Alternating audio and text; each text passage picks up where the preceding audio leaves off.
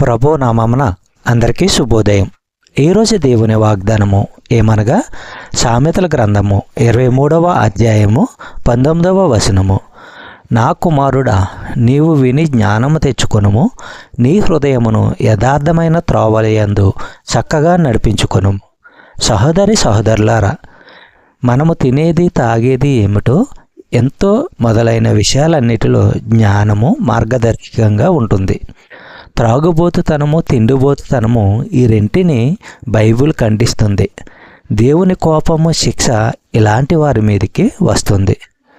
సామెతల గ్రంథము 9వ అధ్యాయము 6వ వచనము మనము పరిశీలించినట్లయితే, ఇక జ్ఞానము లేనివారై ఉండక బ్రతుకుడి, తెలివి కలుగజేయు మార్గంలో చక్కగా నడువుడి.